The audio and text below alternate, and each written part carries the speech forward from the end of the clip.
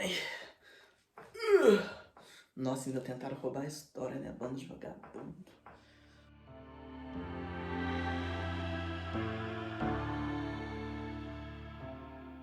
Olá, sinners! Meu nome é Alice Cine, sejam muito bem-vindos de volta à nossa biblioteca aberta.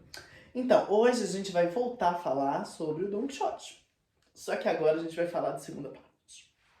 Porque o que aconteceu? 1605, né? O Cervantes publica lá o Quixote.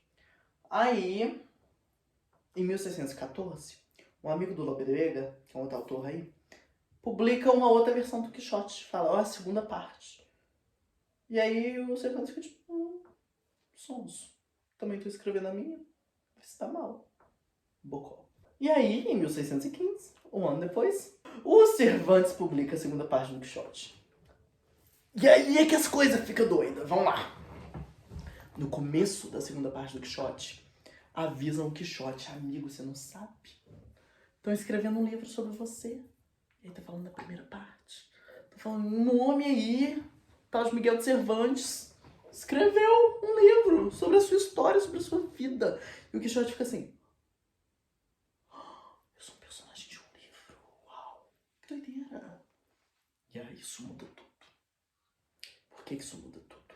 A partir do momento que o Quixote sabe que ele é um livro e que os personagens do livro leram o livro do Cervantes, nós estamos no mesmo nível que os personagens.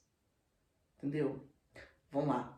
Se a gente pensa em Frankenstein, aí tem toda lá a história lá, o Victor, a criatura, aquele rolê tudo tá aqui. E nós, leitores, estamos aqui, no mesmo nível que a Mary Shelley que escreveu, certo? A gente está deslocado dessa narrativa.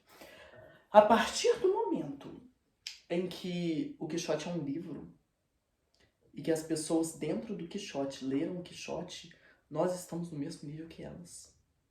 Assim como Miguel de Cervantes. Porque ele é o autor do livro, dentro do livro. Inclusive, lembra que eu falei a fofoca do amigo lá do Lope de Vega? Tem um capítulo na segunda parte que falam, tentaram publicar uma segunda parte da sua história, mas tava mó ruim, todo mundo sabe que já é mentira.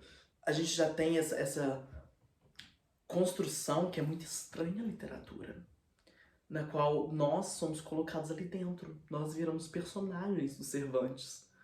Ou melhor, os personagens do Cervantes têm direito a viver no mesmo plano de realidade que nós. Isso nunca tinha acontecido. Então essa é uma grande mudança na segunda parte do livro. E lembra que a gente tinha falado de uma liberdade do personagem e de uma liberdade da linguagem? Isso promove também uma liberdade do autor. Porque aí a gente tem o Miguel de Cervantes aqui, que está escrevendo um Quixote, sobre um Miguel de Cervantes que escreveu o Quixote, que teve um tradutor, e aí ele se distancia. E esse distanciamento tira responsabilidade do Cervantes por qualquer coisa que esteja ali dentro do livro. Se a gente pensar aqui no Brasil, né, a gente pensa lá no Brás Cubas, o maior distanciamento possível é ter um autor defunto, né, um defunto autor. E isso autoriza o Cervantes a trabalhar com ironia, sabe? E pode ser completamente irônico. E aí a gente também tem que pensar que a gente pensa no Quixote como esse livro trágico do homem que ficou louco e aí ele sofre, será que ele está louco? A sociedade não entende. Isso é uma leitura romântica, porque o livro é engraçado, sabe? Ele era lido de um ponto de vista cômico. E se a gente lê o livro, gente, o homem tá batendo nos moinhos de vento, sabe? O livro é engraçado, o livro é idiota.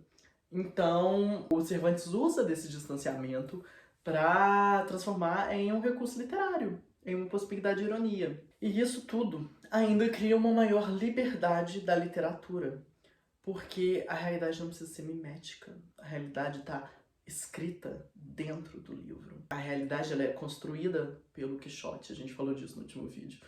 Então, a gente tem um livro com uma liberdade do personagem, uma liberdade da linguagem, uma liberdade do autor, uma liberdade da realidade e uma liberdade do leitor, que a gente vai falar no próximo vídeo, no qual nós podemos interpretar, no qual a interpretação está aberta e as coisas não estão definidas. Então, a grande mudança do início da segunda parte do Cervantes para a história da literatura é o rompimento dessa divisão de planos de realidade, no qual o Quixote estaria em um lugar e nós estaremos no outro. A gente já está falando de nós todos dentro de um mesmo plano. E por que isso é importante? Vamos lá. Se a gente pensa na relação entre literatura e história, e aí isso daí tem uma historiografia, Platão e Aristóteles já tinham discutido isso.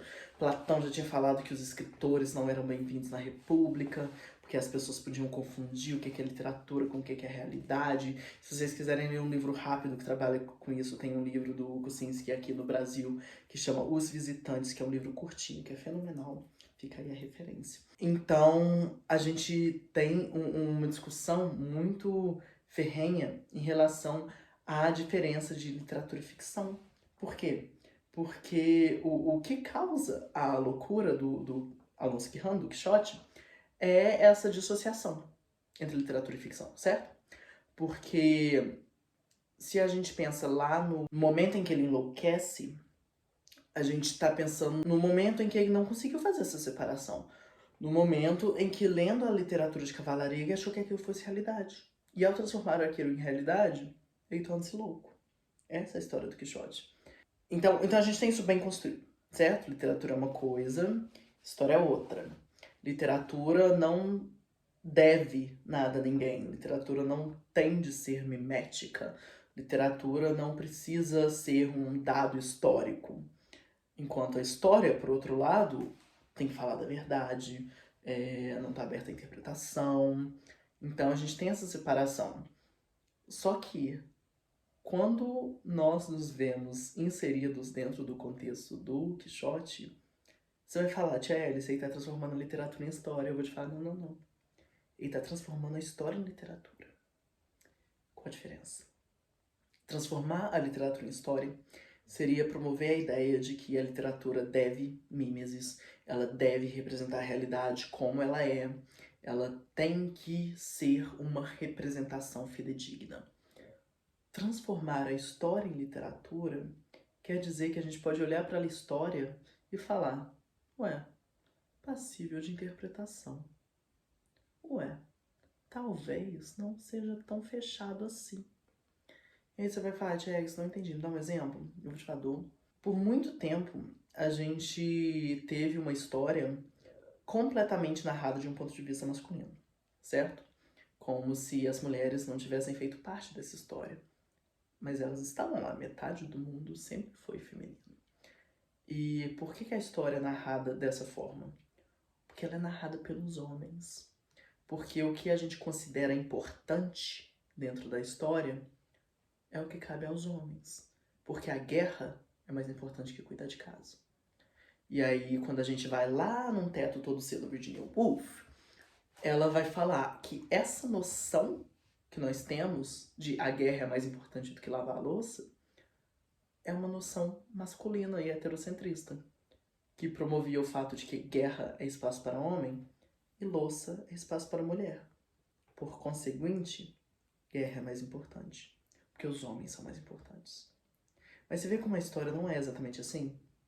Como as mulheres estavam inseridas ali, as mulheres tinham um papel, nem que fosse um papel de influência, né, que é uma questão muito discutida dentro da literatura feminina também, de como as mulheres tinham influência dentro do patriarcado, né, por mínima que fosse, elas ainda conseguiam se interpor em algumas questões masculinas. Isso tudo tá apagado, porque a história é literatura. Mas a literatura não deve ser história. Bonito, né? Pois é, menino, vê se pode. Então aqui, próximo vídeo, a gente ainda não vai parar de falar do Quixote, eu juro que eu tô quase acabando. Só mais um, Titi, promete. E aí a gente vai falar de uma história que tá dentro do Quixote. E aí a gente vai falar de interpretação de texto que tá faltando muito nesse país, tá? Então um beijo, vejo vocês lá.